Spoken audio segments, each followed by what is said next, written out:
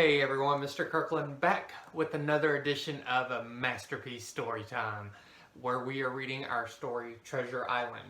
Now today we will be reading Chapter 15, Jim Resumes the Story, The Garrison in the Stockade. So let's go ahead and let's get started. As soon as Ben saw the flag flying, he sat me down and told me it was there I would find my friends. I thought it more likely the pirates would be there, but he told me that pirates would fly not the British flag, but their dreaded Jolly Roger, the famous black flag with its skull and crossbones inscribed in white. And there's a picture of the Jolly Roger right there. That place was built by Flint himself, who was afraid of no man but Long John Silver. Well, I answered, let's go there before Silver himself finds us. But Ben, trusting no man, would not go. He made me swear that tomorrow I would send someone from our camp to meet him, as he had a proposal for us. He insisted one of us should come, holding up a white handkerchief for caution's sake. And if you run into Silver, he added, don't let it be known that Ben Gunn is on this island. It would be the ruin of us all. I promised I wouldn't, and just then a cannonball fell with a crash right by our side, setting each of us off and running in his own direction. The shots continued, and I was sure they were chasing me. Soon enough, I came to a clearing and saw the Hispaniola was offshore and flying the Jolly Roger flag.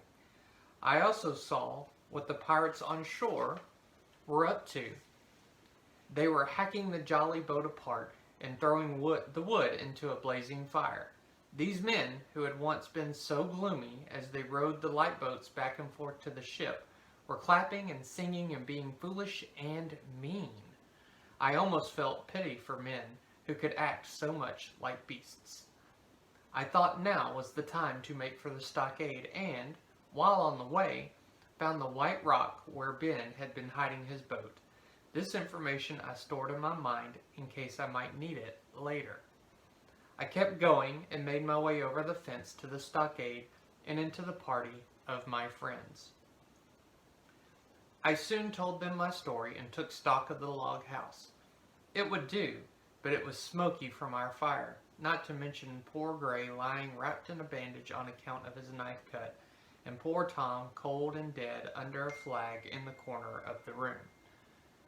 The captain, however, wisely kept us all busy with chores, collecting firewood and digging a grave for Red Ruth. I spoke to the doctor about Ben, and he told me he had something special for him. In my handkerchief, he said, I have a piece of Parmesan cheese from Italy that we shall give him. A meeting was held, and we found, when we counted, only 15 mutineers left. 2 were wounded, and 1, who'd been shot by the cannon, probably was dead. We knew that the climate and the mosquitoes would soon affect the remaining men, and that they might soon be sick and in a bad way. They might simply decide to get back in the ship, head out to sea, and return to being pirates, said the doctor.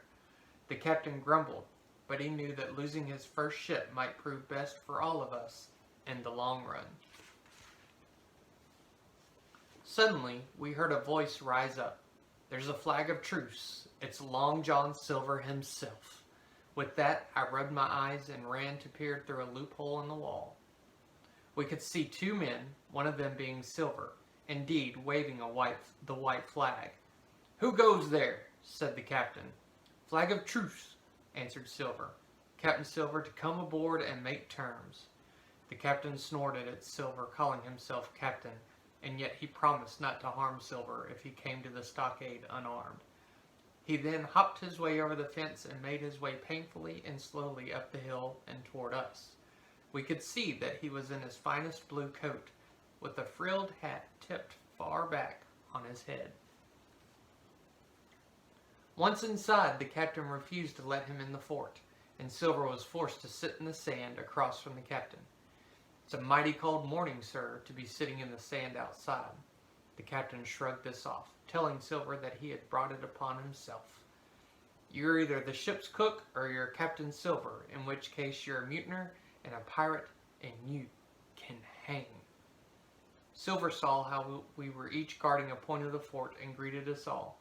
He then suggested that the captain had killed one of his men in the night while they were all making merry. I knew with joy that this had been the work of my new friend, Ben Gunn. Well, said Silver, here it is. We want the treasure, you want your lives. You have a chart and we want it. Now I mean you no harm. With that, the captain burst out in anger and told Silver that he knew his entire plan and would have none of it. Each stared into the other's eyes without speaking. It was like being at the theater watching a play. Now, said Silver after a moment, you give us the chart and you have a choice.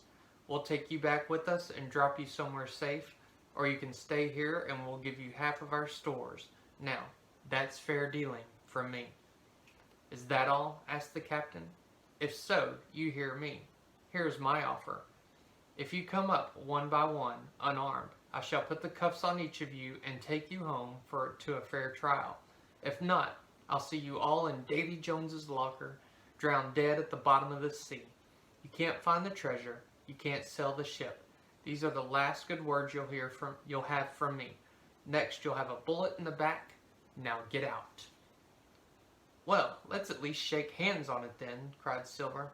Not I, said the captain, and we each refused in turn. With that, Silver crawled his way across the land, and when he finally got up, he spat in our freshwater spring. That's what I think of ye, he said. Laugh all you like. In an hour, you'll laugh out the other end. Those who die will be lucky. And with that, and a curse, he made his way to the fence, where his man dragged him over the side.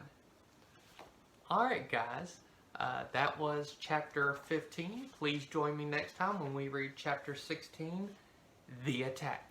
Alright, have a good day. See you next time. Bye guys.